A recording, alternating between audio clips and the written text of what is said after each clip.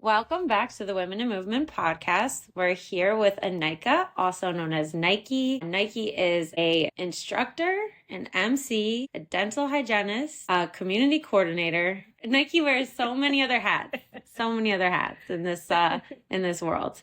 Would you like to introduce yourself? Sure. Hello, friends. So yes, my name is Anaika. Most people call me Nikey, and I am all of those things, but I'm just me. Just really just me. Every day is a new, different day. That's it. I'm excited to be here. We're excited to have you. You've been polling for 13 years and teaching for 8. Yeah, that sounds about right. Yes. Yeah, I started teaching liquid motion was the first thing I ever taught. And I started teaching that as kind of an outreach to women in shelters. Ooh. Yeah, so I rented a studio space, and I partnered with a domestic violence, a DV shelter, to kind of give the women some feel good vibes. So I taught liquid motion there, and then it was donation based or whatever you could do. And then I was like, maybe I could take this on the road. And that's how I started teaching at Incredible. So Incredible is my home studio in Brooklyn. It's my home baby. And that's where I started teaching liquid motion at Incredible. Oh my gosh, that is wonderful. I didn't know any of that. So this is a great way to start off the podcast.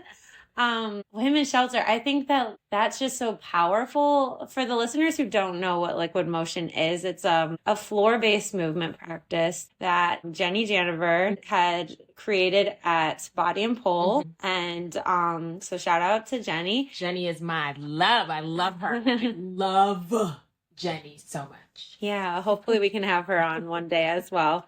From what I hear, she shares just all of her knowledge all the time without ask. Oh my God, she is such a great instructor. I mean, I model a lot of how I teach based off of her. I mean, she is a great instructor. She's a great human being. And yes, she just pours into people. Pours into people. She's phenomenal. And she was the reason why I started teaching, because I was pole dancing before that. I was so Body and Pole was my training studio. So that's where I started taking classes. And then Jenny was like, we happened to be in a class together, didn't know who she was. And then I don't remember who the instructor was, but they introduced her, and they introduced her modality and saying that she was going to start teaching there. And I was like, I was like a sponge for everything pole. Cause at that time I was also doing silks, and I was also doing hoops. I was doing everything that Body and Pole had to offer. So when they said they was going to do this, I was like, cool, I'll try it. Nice. Why not? And then boom, I was like, this is it. This is it. So I started taking classes with her at the studio, and then she decided that she was going to do a teacher training certification.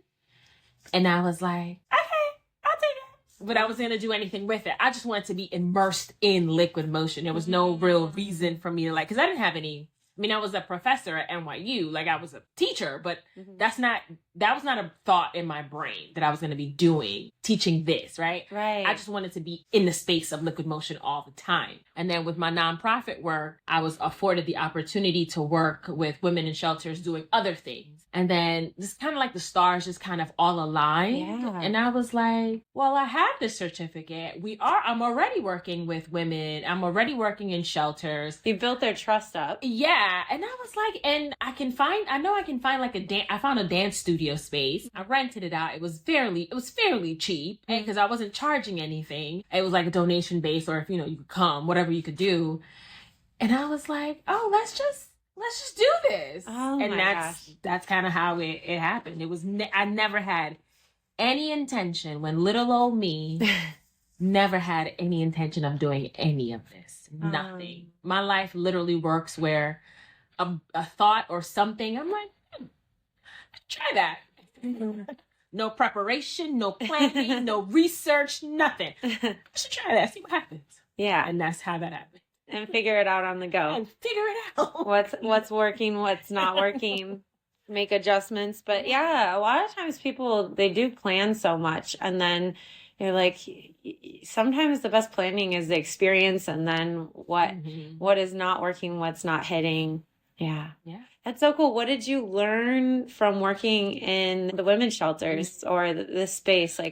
So it originally started as care packages. So it was just making and assembling care packages and then distributing them. That's kind of how it was starting. And then I was able to do #LunchBagBrooklyn, which is now the organization that I work with, just focused on feeding unhoused and refrigerators, community refrigerators that I have. And you notice that, they feel shy or and it's not even about feeling sexy. It's just about being comfortable in your own skin, the skin that whoever you pray to gave you. Right. Like some people just don't feel that because either someone took it from them or they never had it to begin with. So that's what Liquid gave me that I could give to them. Like this is about feeling comfortable in who you are.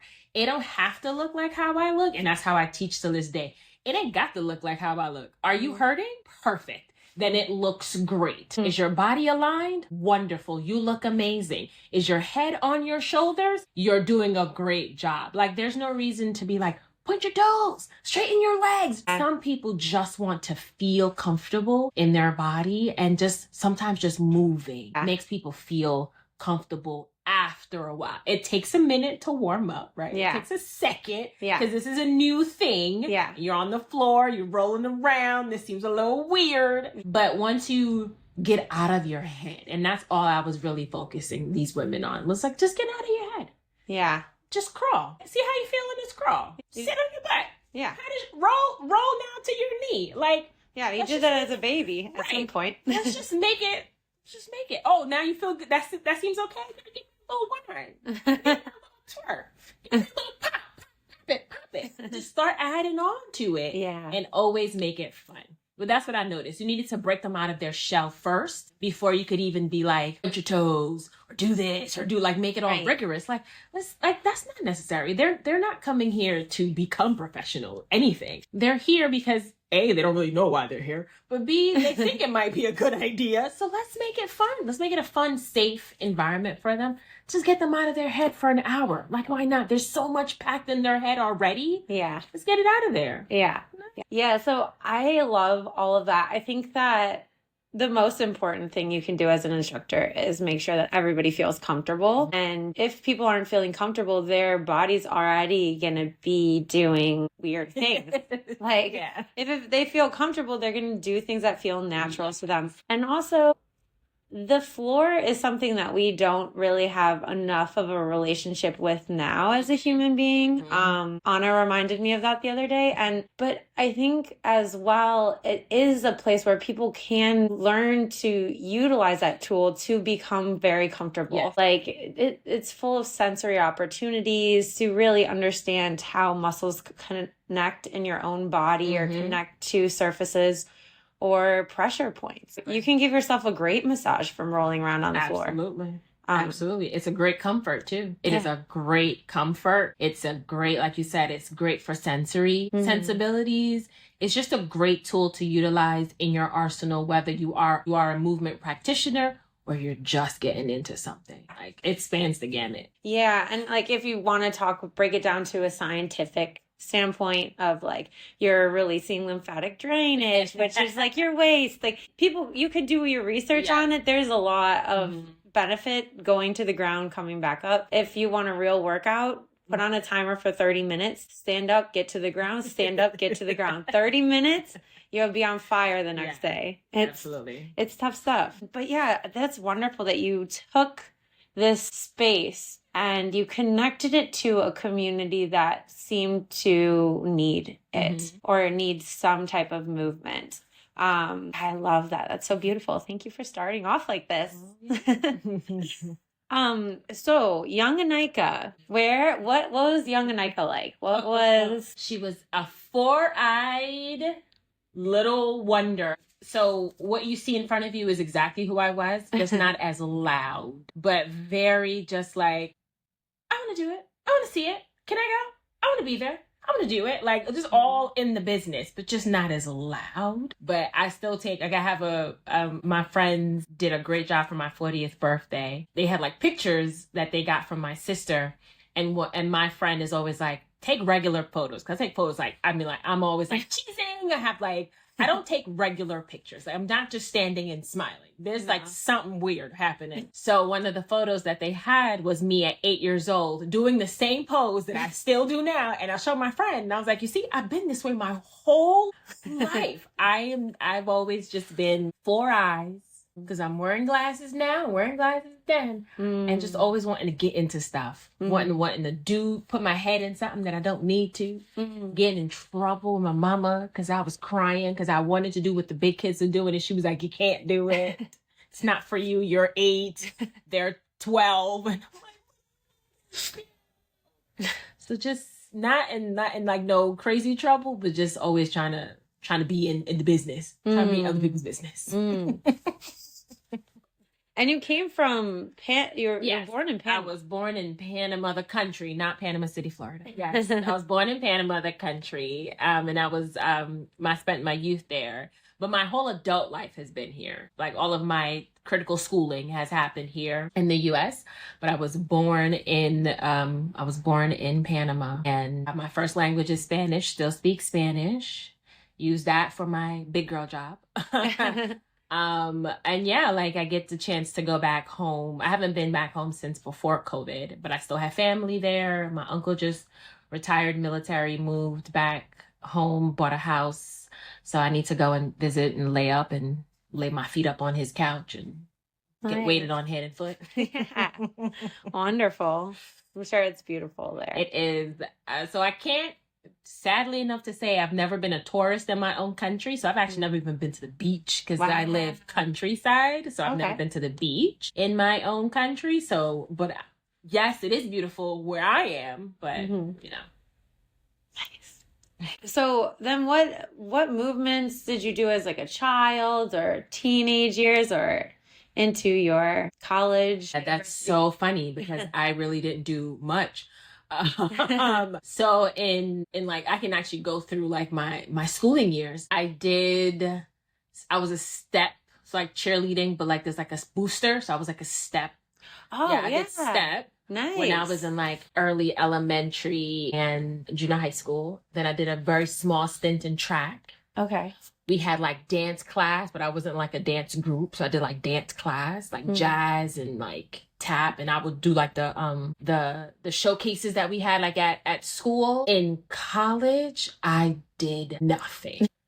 Because I was studying. You study a lot. Yes, I was studying to be a dental hygienist. And there's a lot of work in studying to be a dental hygienist. You have to learn the whole body, not just the mouth. So I did nothing in college, like zero. Very sad to say. And then when I graduated, got my licensure, started practicing in private practice, I was like, oh, I need to start doing something. So I was like, I'd go to the gym and pretend like I was a little gym girly and pretend like I knew what I was doing. And I didn't really know what was happening.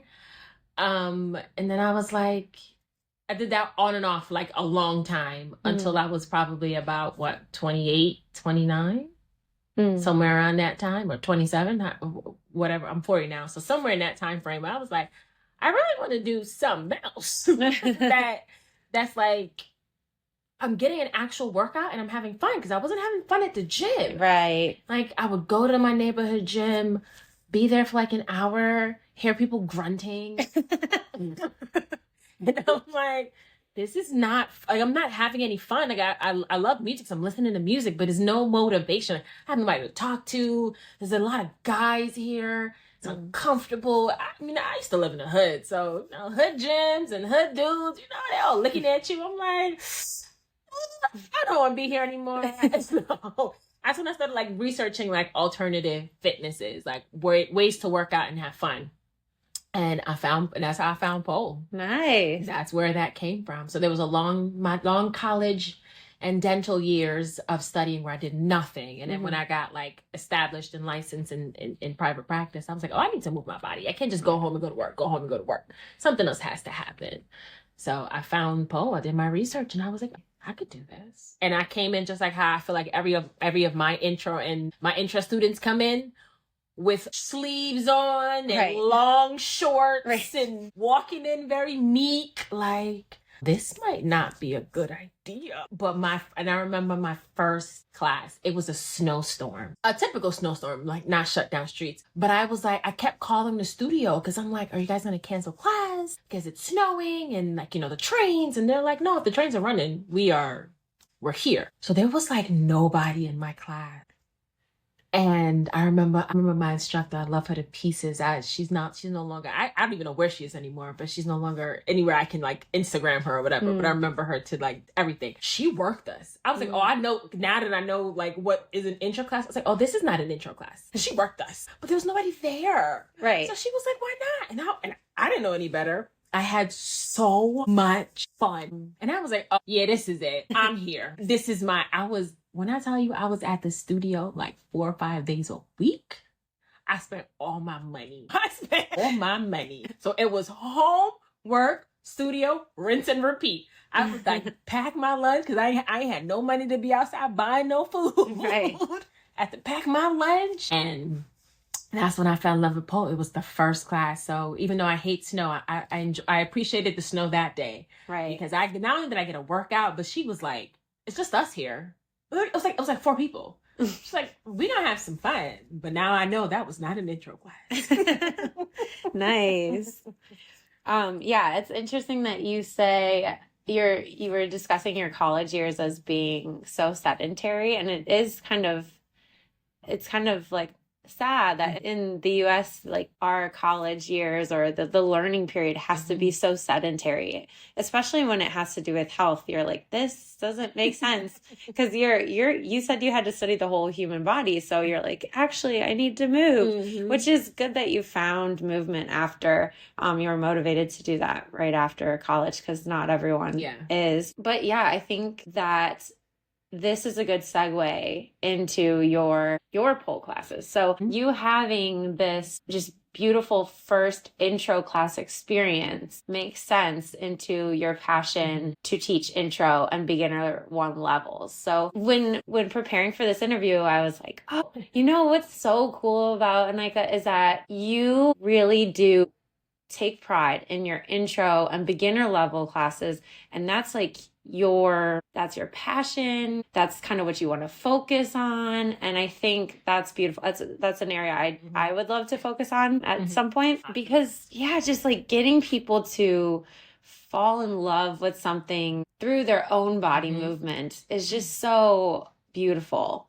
And so can you tell us a little bit about your intro class, things that you like to do? Absolutely. So my intro class, I teach the same moves that our regular intro class should have, right? But I feel, and again, everyone is amazing. I feel like the pole world, I was never in the ballet world, so I can't fully speak to it. But I feel like the pole world it's a much more inviting community. And I feel like all the instructors have like a very different style. Whereas I feel like in ballet, they're all very like similar. So what I enjoy about my intro classes is you came here for a workout. So that is what you're going to get, period. Yes, right? I love that. You're going to get a workout. Whether the walk look clean or whether the dip turn is dip turning or the back hook spin is back hook spinning, we're not worried about that. This is day 1. Baby, I'm going to just need you to make sure you get a workout and you feel that this is where if you want to be here, if this is your journey, you are here.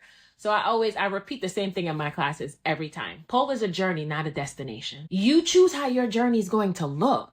Are you worked out? Did your heart rate get a workout?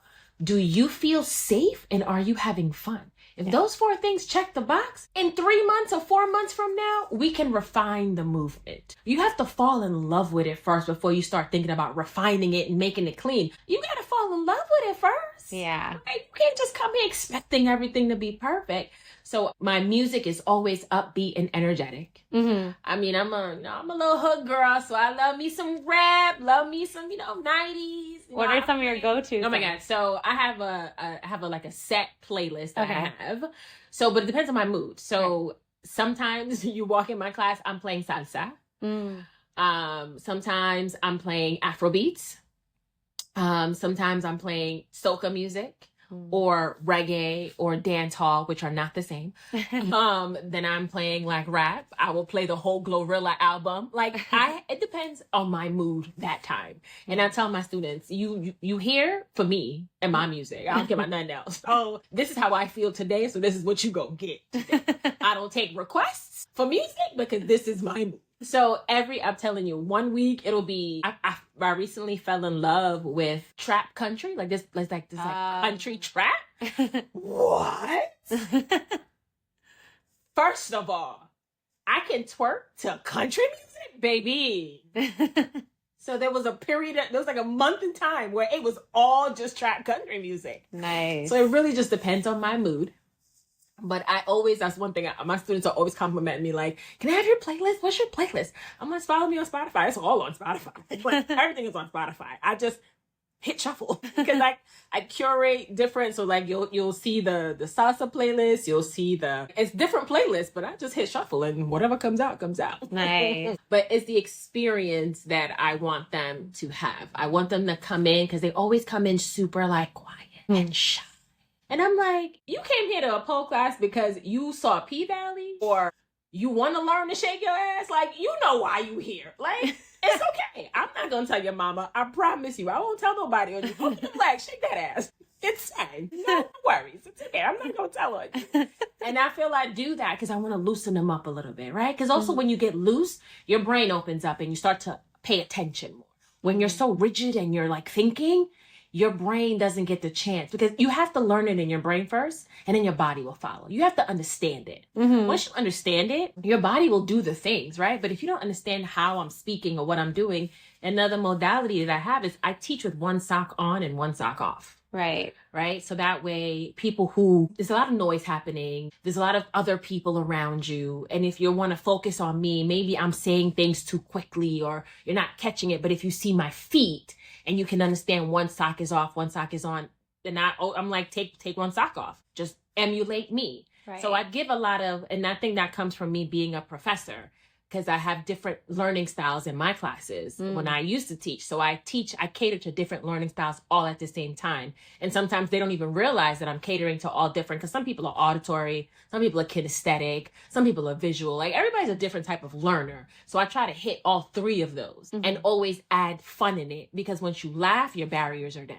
Right. And that's what I really want to focus. Get your barriers down. Right. And then I love when people come to me and be like, you were my first instructor. I was like, and you still here, right? I know. You still here. I know. That's why I focus on intro and beginner. Because intro is more getting them fun and getting acclimated. Beginner is like, all right, you've been in intro. Now let's clean up all those things. Let's get them refined. Yeah. Let's pay attention. Let's focus. Let's get you, because you already know you're going to have a fun time with me. Now let's clean things up. So that's why I stay in intro and beginner. I'll sub anything, but I'm only teaching intro and beginner because that's what I want. I want you to have fun. You know that you love this now. I want you to now let's clean things up. Let's make sure you working healthily, physically, because, ailments can happen. Yeah. I love that you are able to keep it fun at that level. And like, although it can be some of the same movements that you're doing, you're still finding ways to keep it light, keep it jokey, keep people laughing, as opposed to like, it can get stagnant if you let it. Yeah. Same thing when it comes to teaching like little kids how to shoot a basketball. That's what I do, right? So you can make it fun always. Yes. It is make it a game. You change up the footwork. Nothing has to be stagnant. Yes. The way you walk to the bathroom doesn't have to be stagnant. You could jump to the bathroom. You could hit the top of the door frame. You could make it 4 spins and touch the ground. Like exactly. Nothing has to be mundane. I also think it's interesting that because of the classes that you teach, you have a lot of transitioning students. So you don't have, whereas some intermediate classes or some classes that have to do with specific styles or a choreo class, they might have regulars for years, but you have new people all the time. So you're constantly having to adjust to new personalities, new learning styles. So it really would keep you fresh in so many ways. I have a question. If you have noticed any difference in the way that people learn now as opposed to like 5 years ago? Yes. Okay. Yes, for sure. So, even my teaching style has been different because of the change in temperature, the change of students, the change in how things, because in the beginning, like when I first started teaching, it was very like standardized and I was still, fun or whatever the case is. But the people who were coming in didn't really know why they were here. Like there was no, hey, this is popular, or, I mean, it's gotten a lot more popular, but even then, like, it's like, 12 years ago, it was like, oh, what? You had to look up on YouTube videos. Exactly, right? So, when I started teaching, it was very much Instagram worthy type of content. So I've definitely noticed the trend on the people who come in, right? A lot of times they've never, like the people who we have now, they've touched a pole before. Okay. Or they've seen it, they've gone to a class, but like years ago, literally the first introduction was the class. Groupon was a thing. Right. The first introduction was the class. Like they found it on Groupon or something like that. It wasn't like readily, like you can see it on different platforms. Maybe a Groupon popped up on you. You wanted to try something different. So it was very much like, this is my first time touching anything like this. Like I've never done it. I've never even done yoga before. Like now you get people who've done all types of movement, like Pilates, yoga, kickboxing, like everything. Or those ClassPass people who are doing all those different things and used to trying new things. Exactly. Interesting. But a few years ago, that was not like, this was like their first stint in like anything. Yeah. So that's definitely like the difference. And then what I noticed that the reason like I do the different kinesthetic type of learners, audio or visual learners, is because they're so used to different other people giving them instruction in one way that they have to like hone in. And I'm like, no, I want you to have fun. Don't just focus on my words.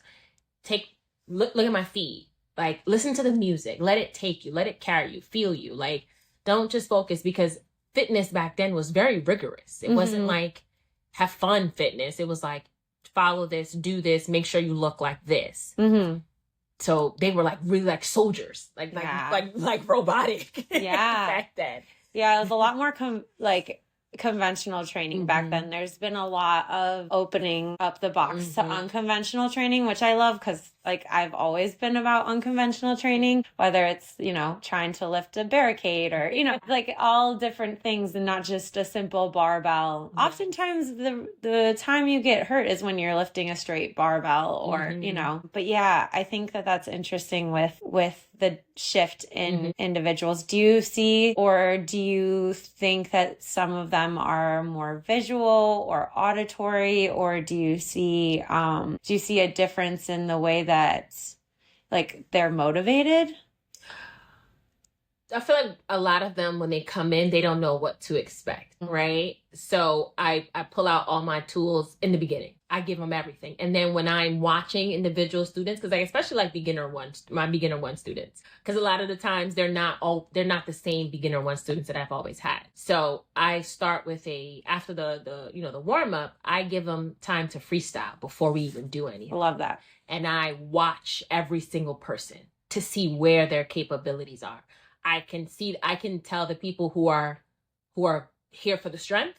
I can tell the people who are here for the flow. And I can tell the people who don't know what they want. Yes. I love that. I love that you bring that into, you said beginner one, right? Yes, beginner one. Yeah. So I took a class at Incredible with Tamara, and it was a low flow class. And after the warm up, she was like, okay, I want you to freestyle to this song. And I think we had a prompt of like one leg had to be on the ground or something, and then after the freestyle, she had seen all the movement patterns in the room, and she was like, okay, we're going to do this because it's different than the movement patterns that you're all used to. So I thought that in a way is it's a sign of a great instructor, because you're able to adapt in the moment to what people are regularly doing in their body and recognize their movement patterns, and then just throw something new in there. Give them a different like ringer,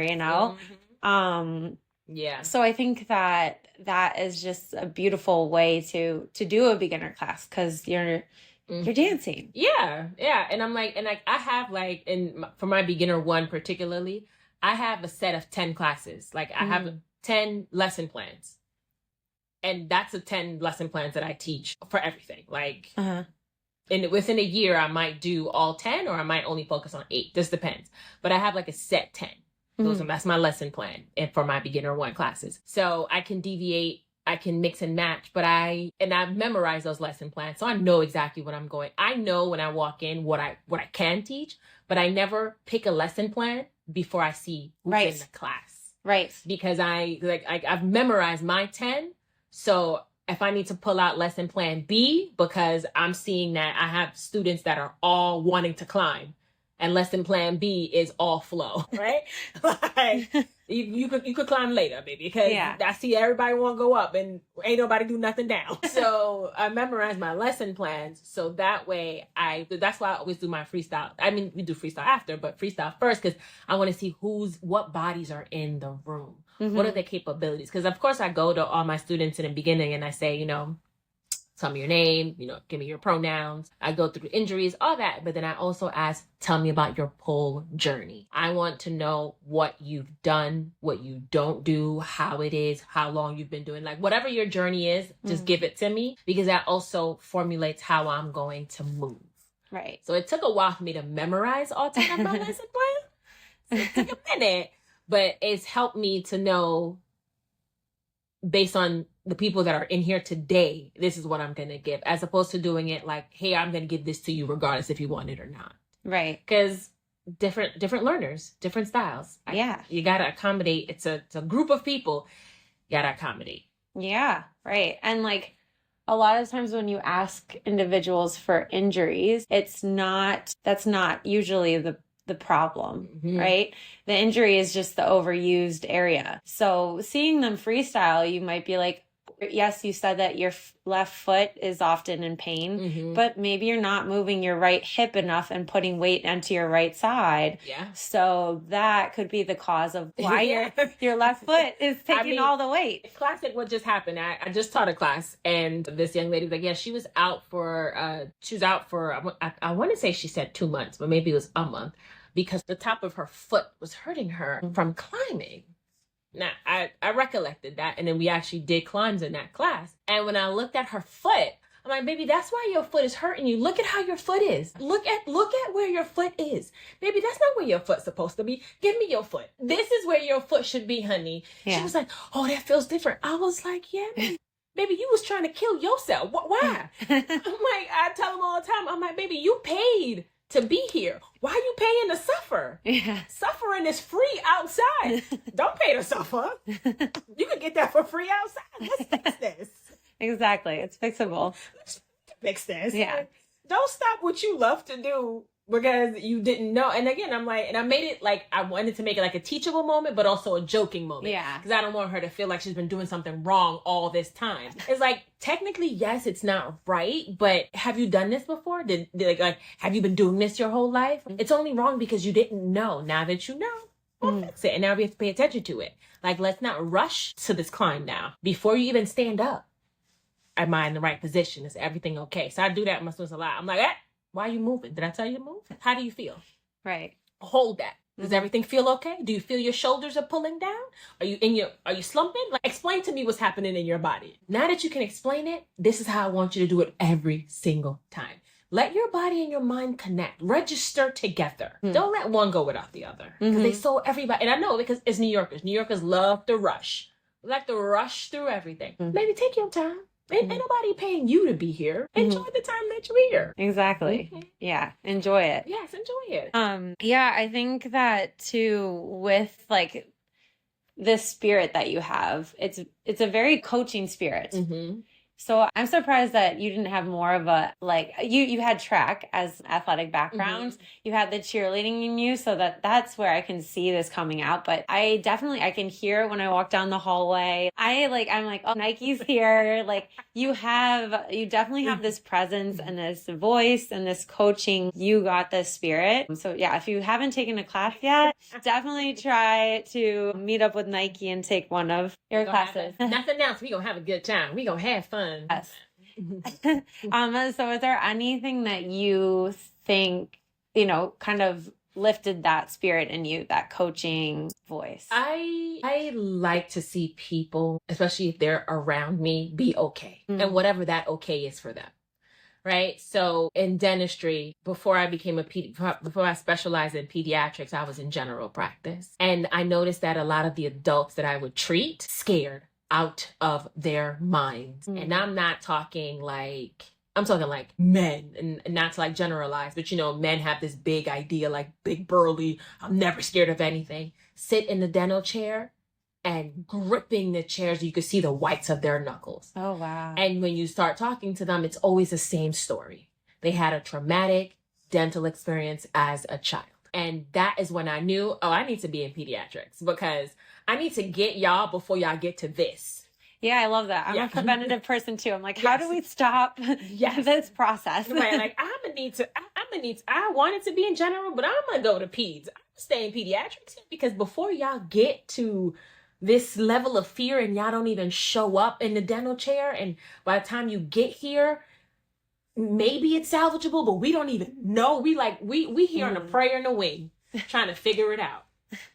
So I think it comes from that, is seeing people have difficulties for things that could have been prevented. And I just carry that throughout my life. So whoever's around me, regardless of what it is that we're doing or what you're doing, if I can help you in that moment, fine. Like, I will roll down my window and be like, hey girl, you look good. I don't know you, but that's going to make you happy. It's going to make me happy. Like, in that moment, if I can help you with something, whatever it is, and I have the power to help you or give you just a smile, I'm going to do that. And I'm going to go away, because it doesn't take anything away from me. Like, I'm just standing next to you anyway. Might as well just say or do something, right? It doesn't take away. And I think that really came from being a general practitioner for dentistry for a while, and seeing all of these adults have this fear that is something that can be alleviated. Right?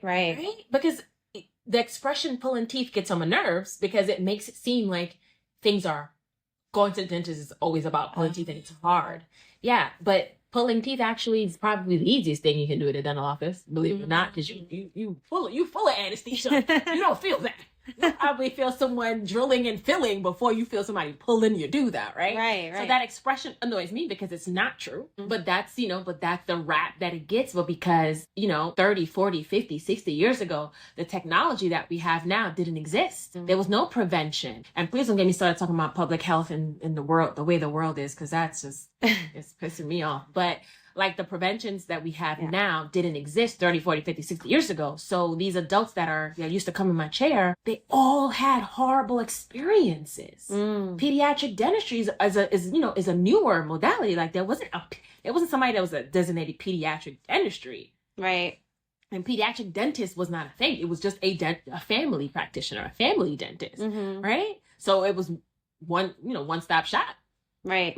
Now, the pediatric world, we cater specifically to the pediatric population, because we want them to grow up to be functional adults and not be afraid. So I think that's kind of where that coaching spirit came from, is seeing how I can help someone in that moment, whatever that moment is, and carry that with them. I love that. And we can also talk about how, there's a lot of movement in the mouth too. So this is the Women in Movement podcast. So if you want to go in on tooth movement and bites and all the other things that are important, because I know that there's like a huge connection between the jaw and the cervical bones, and the jaw are very much intertwined. Even your whole posture can be determined by your neck and your jaw.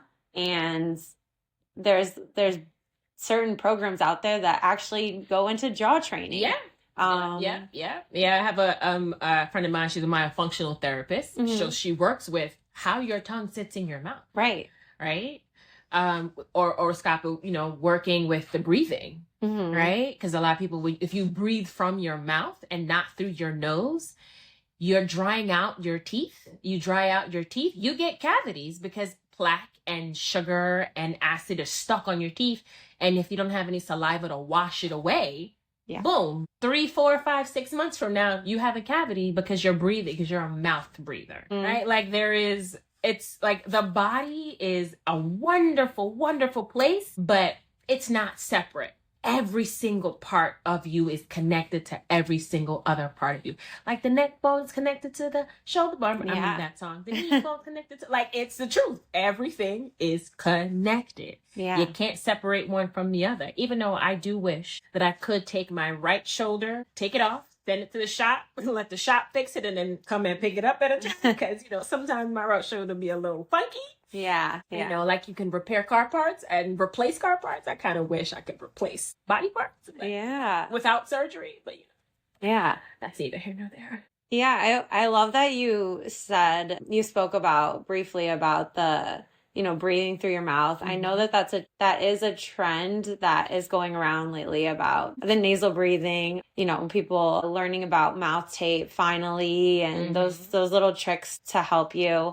I've also used like a half a popsicle stick to just put in my mouth as I'm training, so I don't have to tell myself to close my mouth, but it just does it for me. And it has mouth breathing has a time and a place. Everything has a time and a place, right? So it's not like we're not telling you to never mouth breathe. Like, certain things have a time and a place, but I'm more so talking about, like, for example, again, pediatric world, like when I see patients, or because I'm not in practice anymore, but when I used to see patients and I'm seeing like this red on the roof of their mouth, and then I look down their throat, and like their adenoids and their tonsils are swollen, and when they sleep with their mouth open, right? Like that is not healthy for the tissues in your mouth. But when you are in like a yoga practice, for example, or meditation-based practice, sometimes mouth breathing is beneficial there. So everything has its time, and you just got to know when is that time and when is that place. Right. Of course. I do like that. I don't ever like to discount any type of movement. Yes. Yeah. And also you need mouth breathing when you're when you're exerting a lot of effort sometimes. Like you don't see athletes always just holding their breath. Exactly. There are certain times where you really need to open your mouth and breathe, baby. Yeah. But I do think that it is important for individuals to note that as a child or in pediatric health, there should be this emphasis on paying attention to what's happening to the child or what the child's patterns are, because maybe they are having some tonsil issues, but it could be through breathing patterns. There's a lot of, orthodontic issues. Yes. And the way that we breathe also affects how our face is shaped. So that affects how big our jaw is. It affects how much our sinuses open, and all of those things that could lead to allergies or asthma down the road. So I'm sure you see it all. Listen, it's very intricate, like the difference between like chest breathing versus belly breathing. Like it's so much to unpack and learn and understand, but you just need to understand your little corner of the world and do what is best for your particular body at that time. And if you're in a class or you're with a medical professional or dental professional, ask questions. Yeah. Ask questions, please. Especially now in the world that we live in, questions. Yes. Especially because also your dental health, it determines what you eat, right? What you can and can't eat, and how you fuel your body and your muscles. And if you can't chew hard food, or there's a lot of different health overs. 100%. So 100%. I love that you said ask questions. I'm sure there will be a lot of questions for you.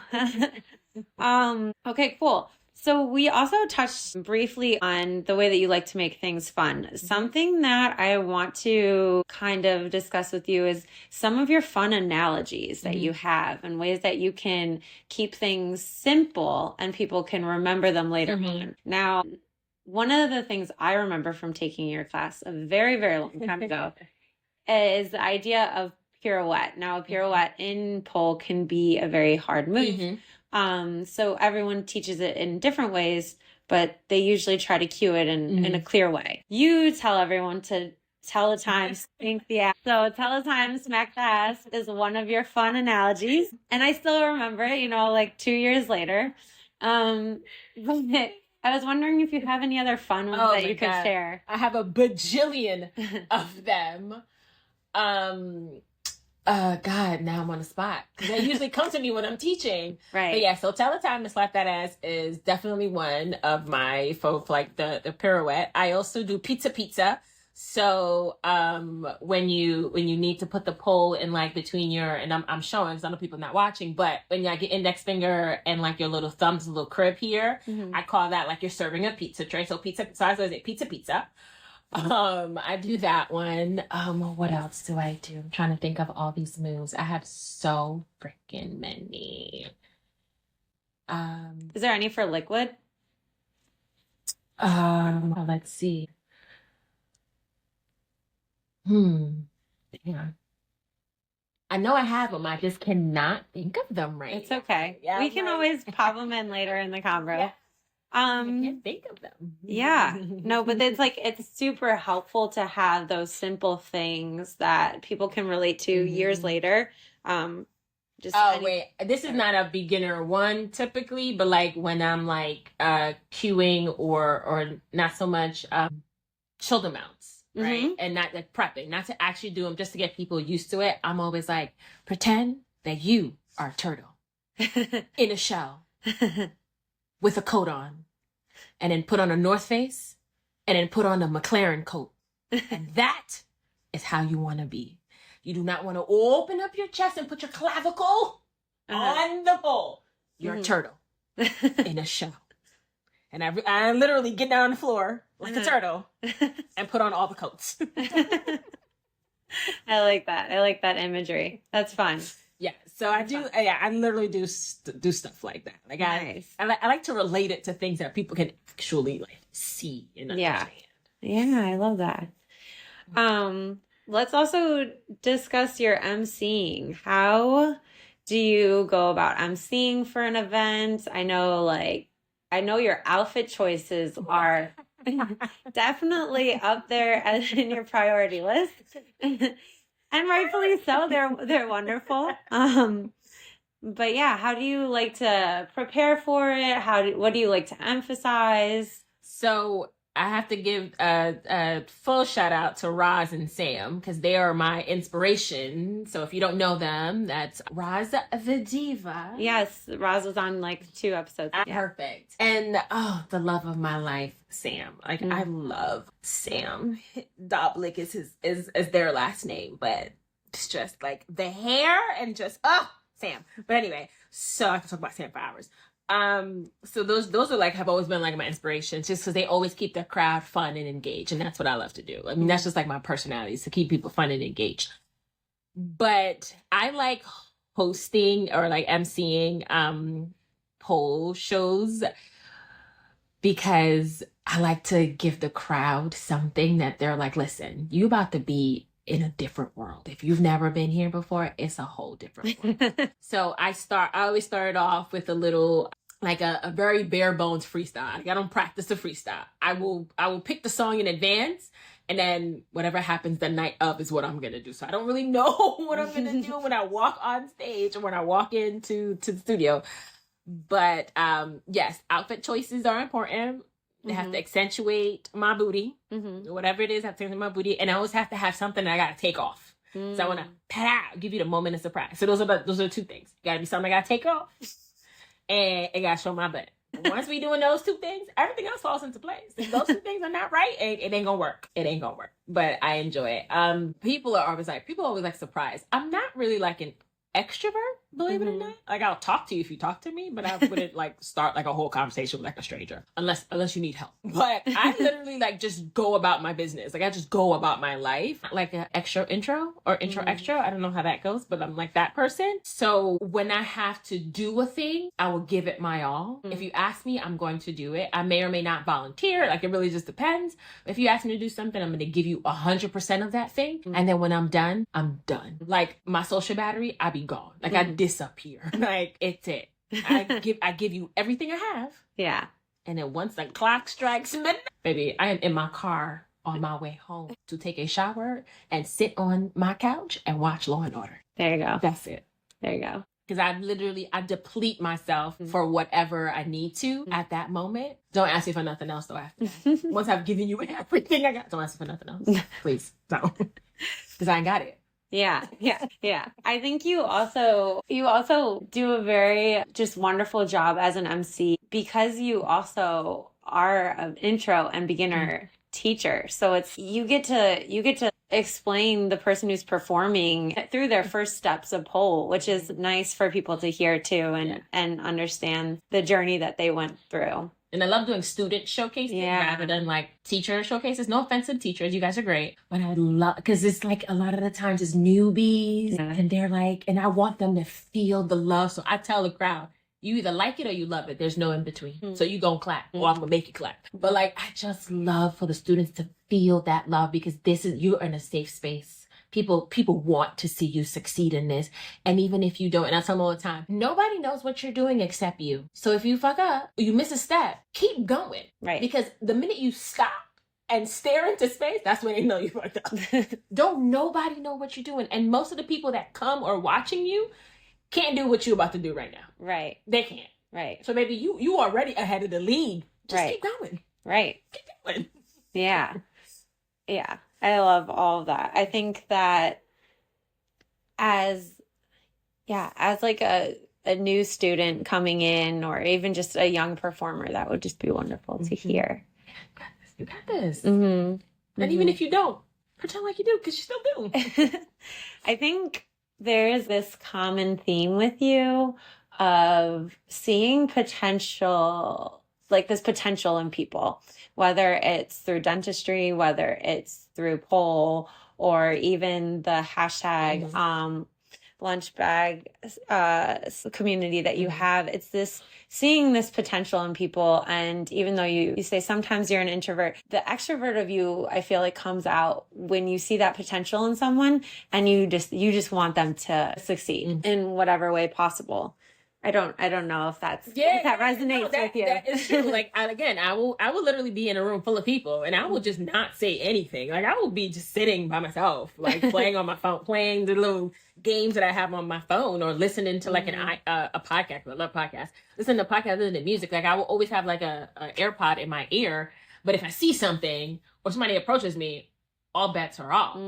But generally speaking, I'm like, here. You need me? Sure. You don't need me? Sure. Cool. So you did speak about the hashtag lunch bag briefly. Can you kind of go into that a little bit for the audience? Sure. So hashtag lunch bag Brooklyn is an org that I've been working with, that I've done here in Brooklyn for the past 8 years. We just celebrated our 8 years. Wow. And it started as providing, getting volunteers together and providing meals to unhoused individuals. So we get volunteers together, we assemble lunches, we have love notes. So we write love notes to put into the brown bags, and the brown bags are like your regular, 3rd grade, 5th grade brown paper bags of lunch that you used to get. But we design those bags. Each sandwich has a cookie, a love note, fruit, a water, and the fold is very important. We don't crumple the bag. It's a double or triple fold because I want someone to receive that with love. I want to let someone carefully pack this for you because someone is thinking about you. Even if you've never met that person or you don't know that person, someone thought it enough and they didn't think it robbery to take the time to make the sandwich, put the cookie in there, write the love note, put the water in there, put the fruit in there, and double fold it. So that way, when you grab it, you're grabbing a vessel of love. That's purely what it is. It is a vessel of love. Feed you, it'll nourish you for the time being, but hopefully the hope is that that sandwich bag and that note will take you into the next thing that you need to do. Because a lot of times, unhoused individuals, they're not always looking for handouts. Not everybody wants someone else to take care of them. People do want to be self-sufficient, but they don't have the means or the resources a lot of the times, right? So by feeding someone, giving them a meal, you may have just set them up to go home and take care of their child, to go home and do homework with their child, to go home and face a horrible situation, right? You don't know what some meal can mean for the next thing for somebody else. So hashtag we've all seen ourselves when we're hangry. So exactly, like you don't know what that means for someone, right? And imagine that that's your consistent state of being. You're consistently hungry. You never have something to eat, right? So hashtag lunch bag, like I said, we've been around for 8 years. During COVID, it kind of, the majority of the show stopped, but I was able to have community refrigerators. So I started some community refrigerators here in Brooklyn so people can just have access to food, because there was a lot of schools, like elementary schools, high schools that had excess food and nowhere to take them. So I remember I was walking down the block and I called my mother, love my mother. I call my mother for everything. I'm like, Mom, what do you think about this? She said, that's a good idea. It could be the worst idea I've ever had. And my mother would say, that's a good idea. I don't know how I'm going to do it. God will figure it out with you. It doesn't matter what it is. Even pole dancing, and my mother's a deacon. Even pole dancing, my mother said, okay, well, that's a good idea. I know when she said that, though, she was a little hesitant. But anything I say I'm going to do, my mother's like, that's a good idea. So I was walking down the block and I called mother and I was like, I want to start refrigerators. I want to put refrigerators outside so people can have access to food. And she was like, that's a good idea. And I'm like, I don't know where. She's like, you should go to Home Depot. That's how it happened. I went to Home Depot and bought a fridge. Wow, nice. So that's kind of how we pivoted during COVID. So I would get food and I would stock the refrigerator. So we had the first refrigerator was in Red Hook. Oh, yes. Okay. And then when things started like opening back up and the world got back together, we got back to, getting volunteers together. Volunteerism has been really low. So I didn't, there's been a while where like last year of 2024, instead of doing it every month, I had to do it every other month because I didn't have like volunteers to come out. And I know I think it was the last one I did in October or November. Nobody came. Oh no! Except one person, and I was unpacking everything because I do all the inventory. I store everything, so it's just me, right? So I was unloading my car, and usually by like 10 minutes to 11 when people start trickling in. Yeah, there was nobody. So I just kept unpacking and I'm like, okay, somebody gonna come. And I just started crying because nobody came except for my one friend, Mo, who lives in Paris. And he just happened to be here and he came. And he was like, why you crying? I was like, there's nobody here. He was like, well, I'm here. He thought he was late. I was like, no, nobody showed up. He was like, well, I'll do it. We can do this together. And we did it by ourselves. And I'm like, regardless of people still, and I knew it. I was like, you have to still do this. Yeah. People are still hungry. Yeah. People wait by the fridges. Yeah. People wait at the shelters. Like, you started this, you got to finish it. But I tell you right then and there, I wanted to quit. So if you're listening, definitely reach out to Anaika. Yes, please. And see how we can help with all these lunch bags that need to be filled. I was recently reading this book called Wanting, and it's about how we as a human species, like everything that we do is typically about what others want or what, if it's a friend, what your friends want or what your friends' friends want. And so there's this power in what we show other people that we want, right? So if you really want to try a new pole dancing class, right? And then your friend's like, oh yeah, I want to do that too. So it's this trickle effect that can happen. And I'm just thinking about like, how can we make community service and the state of the world that we're in right now, how can we make it in a way that everybody wants to do this thing that can be so beneficial? Because we just got to put it out there, and everyone just has to keep wanting to do this thing. Yes. So I'm sure you play really good music at your lunch Yeah, break. we do. Yes, I do. I mean, I do keep that. That's the one time I do keep it PG, because a lot of times I do get high school and junior high school students that come in. So that's the one time I keep it PG. But in my pole class, it is not PG. But yeah, so I keep it PG. But it is a fun, friendly environment. Like, you know, and I love when I have kids, junior high school and high school students come, because I want you to know that you can do this on your own. Yeah. You can do this when you get older. I want you to instill this in your life, that service is the rent you pay to live on this earth. Give back in any way you can. It don't always have to be money. Give someone a smile. Help your neighbors. Help the people around you, even if you don't know them. And the way the world is working, the way the world is moving right at this present moment, in this January 31st, 2025. Yeah. We need each other more than ever, because we all we got. Exactly. You help the people that are closest to you, because you just don't know what someone else is going through. Give them a smile, give them a meal, give them a bottle of water, give them a pep talk, give somebody something. It might not cost you anything, but do that. Yeah. Do that. Yeah. And that's the whole point of hashtag Lunch Break. I love it. From a ripple to a wave. Help your neighbor. Help your neighbor. That's it. Right. Let's make it cool. It's really cool to help your neighbor out. Yeah. Your neighbor. You know, instead of like a bunch of friends going out to catch drinks, just go out and just start making some lunch bags, you know? You can do that as well. Yes. That's your friend hangouts for at least once a month. I love that. Okay. And then you went into your dental life.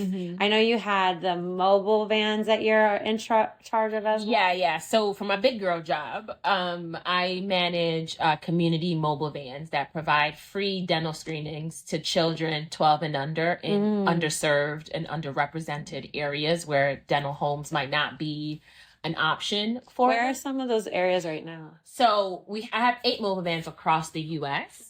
So we go to, thinking local and going across, like we service the various areas of LA. We service Newark, New Jersey. We service the various areas of Chicago. Okay. Like dental deserts exist here in the United States.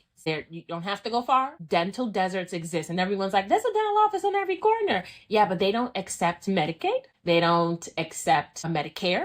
Just because they exist doesn't mean that they're servicing the people who actually need the help. Right. So, So we have dental deserts here in the U.S. Yeah. So I do that as my big girl job. So which is why I'm not in private practice anymore. So I don't do treatment anymore as a result of me managing this. And it was one of those things when I decided to leave private practice. I decided to leave dentistry altogether. I was like, I am done with teeth. I don't want to see teeth anymore. I'm finished. Don't smile at me. Nothing. I don't want to see it. And I went and got my project management certificate and got my CAPA. Got my scrum.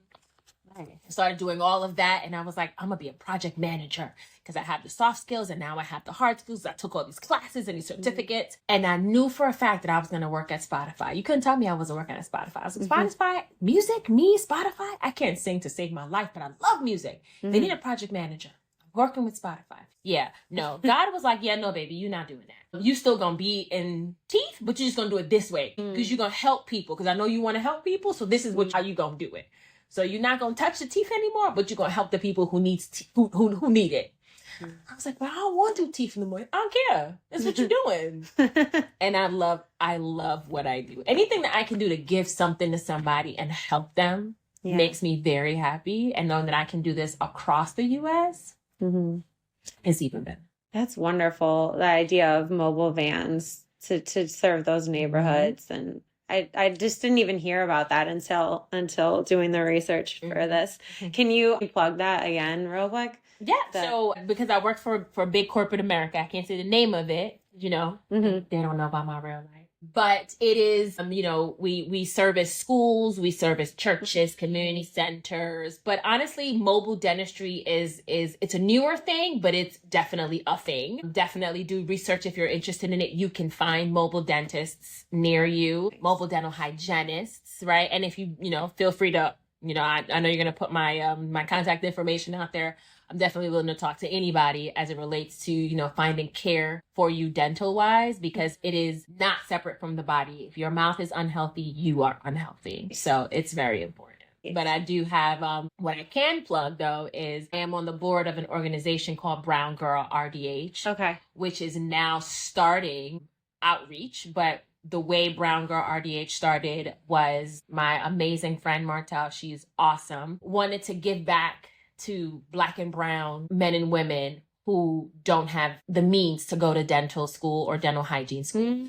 Because in the world of dentistry, we're only, and when I say we, I mean I'm an Afro-Latina, but I identify as a Black woman. We're less than 4% of the profession. Oh my goodness. Yes, we are less than 4% of the dental profession. Wow. They ain't too many of us out there. Wow. And that's also the problem with fear. If you don't see someone that looks like you looking in your mouth and helping you, you're not going to do it. You're not going to do it. Right. Or speaking the same language. Exactly. Like you said in the beginning that you speak Spanish. Yes. So you're not going to feel comfortable doing that. Yeah. Right. So with that organization, we provide scholarships to help get people of Black and brown to go through the dental process, through the dental hygiene, from application to graduation. That's beautiful. Straight through. Because like a lot of the times with schooling, it's also just the idea of having someone there to just be a mentor or like a motivational coach. Yeah. For the process. It's hard when you don't have anybody that looks like you that you can relate to and be like, support, help me. And everyone's like, I don't get it. You're not even speaking the same language, right? Like it's hard. Like diversity is important, but it's nice to have your little clique who you can relate to and be like, I don't know about this. Like, what do you think? Is this happening to you? Like somebody bounce ideas off of me, especially when you're the minority in the majority. Of course, like, of course. We're less than 4% of the whole dental population. Right? It's tough. Yeah. It's tough. Well, thank you for doing that. So we're almost done. I just have like 2 more questions. Yeah, that's okay. Absolutely. So any books you're interested in at the moment or learning, or it could be like fun learning, it could be just anything that you're interested in. So I've actually started my investing journey. Wow.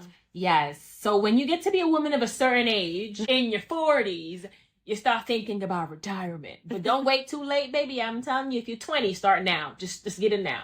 So I've been heavily reading like Warren Buffett. Like I've been reading a lot of investing books and listening to a lot of investing podcasts to understand. And that's another thing. Financial literacy is, not something that is readily taught and readily available to all people, like not just Black and brown, but like to all people, especially if you don't have, the wherewithal to gave you money or gave you the knowledge. Like most people don't have that. Right. So I've been like doing a lot in that space, learning about, stocks, bonds, investing, how to secure funding for private, because I'm eventually looking like to do like an LLC and like just, trying to build generational wealth. So I'm learning a lot about trying to build generational wealth. So I've been reading a lot of books and listening to a lot of podcasts as it relates to that. Yeah. Securing. That's cool. I ain't got no babies, but I have a niece and a nephew. If I don't have no babies, they're them my babies, and I'm trying to set them up for the future. That's so sweet. Looking out for them. So sweet. How old are they? My niece just turned 13 yesterday. Yeah. Oh, she's a big girl now. She braided my hair. No. Wow. Yeah, she braided my hair. Wow, she already has like talent. I couldn't wait. Since she was 10 years old, we bought her the little mannequin head. And we've been training her since she was 10. It was about time we got my money's worth. I'm like, girl, it's about time. So she was such a good daughter. That's beautiful. But yeah, so she braided her own hair for her birthday. So she turned 13, and my nephew is going to be 11 next week. Oh my gosh. Congrats. They're my babies. Yeah. Babies. I have a niece and a nephew and another one on the way. They're so young. It's 18 months and my nephew is going to be 1 year on the 8th. Oh, they're Yeah, they're so babies. It's so nice to see them like, Mhm. you know, just growing up and all the little stages of life. Yes, it's very cute. Yeah, I've been with my niece and my nephew since the beginning of time. So I've seen all of their, from the spit ups to the doctors. Those are my babies. Well, do you have any final messages for the listeners? Anything that would relate to all the people out there listening? What is like your big kind of message or takeaway that you find important? Sure. I mean, I know it's women in movement, and we talked. I've listened to some of the podcasts, and I know we went all over the place with this particular podcast, but with this particular episode, I should say, we went all over the place. But it resonates the same. Help somebody. And it doesn't have to be a big gesture. It never needs to be a big gesture. A smile goes a long way. A hello goes a long way. You know, roll your window down and tell somebody they look nice. Like, you don't know what someone's happening in their brain, in their mind, in their body, in their spirit. But just do something nice for somebody. And you don't have to know that person, and don't expect anything in return. But you'll get so much more out of it. Yeah. So, help your neighbor. Help your neighbor. I love that. I love that. Thank you so much for taking the time to talk today. Absolutely. Thanks for the invitation. I was like, oh, somebody thinks I'm special. I'm like, there's so many places we could go with this conversation. All the things that Nikey does, I'm like, this is just endless. You sent me like all of these websites, so those will all be plugged. Definitely reach out and see what you can do to help your community, help each other. And we got to get through these times together. Yeah. So with a smile on your face, thank you so much for listening, and we hope you have a great day. Take care. Bye.